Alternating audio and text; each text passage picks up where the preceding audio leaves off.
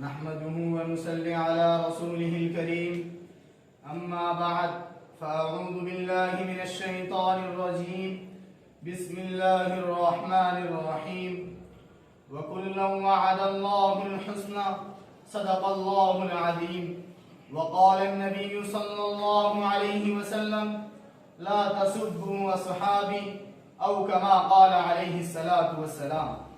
Stage پر جلوہ افروز و معزز سامعین اکرام، آج کی اس پر رونق محفل میں عظمت صحابہ اکرام کے عنوان سے چند باتیں آپ کے گوشے گزار کرنا چاہتا ہوں۔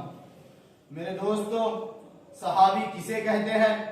علامہ ابن حجر عسقلانی رحمۃ اللہ علیہ صحابی کی تعریف کرتے ہوئے لکھتے ہیں: الصحابی من لقی محمدا صلی اللہ علیہ وسلم ومات علی الاسلام، کہ صحابی اس خوش نصیب انسان کو کہتے ہیں جس نے حالت ایمان میں جناب محمد الرسول اللہ سے ملاقات کی ہو اور اسی حالت میں اس کو موت آئی ہو۔ میرے دوستو، صحابہ منتخب من اللہ ہوتے ہیں، صحابہ کا انتخاب خود اللہ تعالیٰ نے کیا۔ چنانچہ حضرت جی مولانا محمد یوسف صاحب حیات الصحابہ میں اثر لائے ہیں عبداللہ ابن مسعود سے۔ یہ عبداللہ ابن مسعود کون تھے؟ یہ کوئی معمولی انسان نہیں تھے۔ امام اعظم ابو حنیفہ، جن کے استاد کا نام حماد ہے، حماد کے استاد کا نام اسود القما ہے، اسود القما کے استاد کا نام عبداللہ ابن مسعود ہے، عبداللہ ابن مسعود کے استاد کا نام جناب محمد الرسول اللہ ہے۔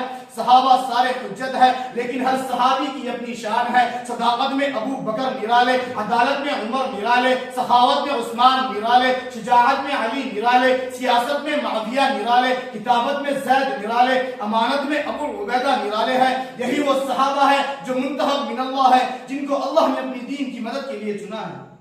میرے دوستو، صحابہ اکرام کی ساری زندگی قربانیوں میں گئی ہے۔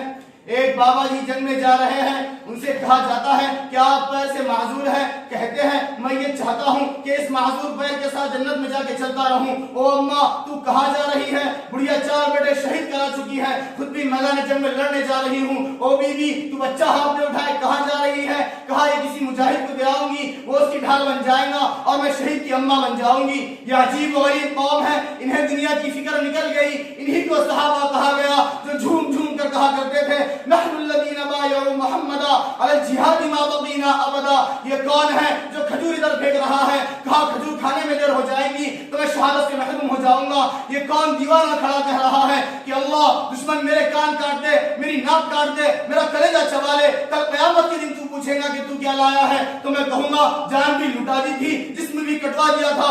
اللہ اکبر! یہ عجیب شخص ہے، یہ سرخ پگڑی باندھے، یہ میدان جنگ میں اکڑ اکڑ کر کون جا رہا ہے؟ یہ بھی ابو دجانہ نبی کا صحابی ہے۔ یہ کہتا ہے جان جب میدان جنگ میں چلی جائے پسند ہے اس بابے کے ہاتھ چوشل ہے، اس بابے کے ہاتھ چوشل ہے۔ کہا کہ حضور کے چہرے سے تیر روکتا تھا، اس لیے طلحہ کے ہاتھ پر 80 زخم لگے ہیں، ہاتھ شل ہو چکا ہے۔ یہ بزرگ آدمی ہے، ان کے کاندھے پر بڑے بڑے سوراخ ہیں، بچے ہاتھ ڈال کر کھیلتے ہیں۔ یہ نبی کا پھوپھی زاد بھائی زبیر ہے، جس کا کوئی حصہ زخموں سے خالی نہیں، پھر بھی میدان جہاد میں جاتا ہے۔ یہ کون گھسٹ گھسٹ کر آ رہا ہے اور نبی کے قدموں کو ڈھونڈ رہا ہے؟ یہ بھی زیاد بن سکن ہے، یہ بھی نبی کا صحابی ہے۔ یہ کہتا ہے زخم تو کھا لیے، اب جان جائے تو نبی کے قدموں میں جائے، اس لیے آگے بڑھ رہا ہوں۔ میرے دوستو، یہ مختصر واقعات کی طرف میں نے آپ حضرات کے سامنے اشارہ کیا ہے کہ صحابہ اکرام کی ساری زندگی قربانیوں میں گئی ہے۔ عزیز ساتھیو، اصحاب محمد کے بارے میں محمد رسول اللہ فرماتے ہیں لا تسبوا اصحابی، میرے صحابہ کو برا بھلا مت کہنا۔ فوالذی نفسی بیدہ، قسم ہے اس ذات کی جس کے قبضے میں میری جان ہے، لو ان احدکم انفق مثل احد الذهب ما ادرک مد احدهم ولا نصیفا، کہ تم میں سے کوئی شخص احد پہاڑ کے برابر بھی سونا خرچ کر لے تو میرے صحابی کی ایک مد بلکہ آدھے مد کے برابر بھی نہیں ہو سکتا۔ میں دشمنان صحابہ سے پوچھنا چاہتا ہوں، او دشمن صحابہ بول ذرا، تجھے کیوں انکار صحابہ کا؟ ہر حال میں تجھ سے پوچھے گا، یہ تابعدار صحابہ کا ہے، بعد محمد عربی کے اونچا کردار صحابہ کا، اغیار نے خود تسلیم کیا، اعلیٰ معیار صحابہ کا، فردوس کی آئینہ چاہتی ہے، مجھے ہو دیدار صحابہ کا۔ وما علینا الا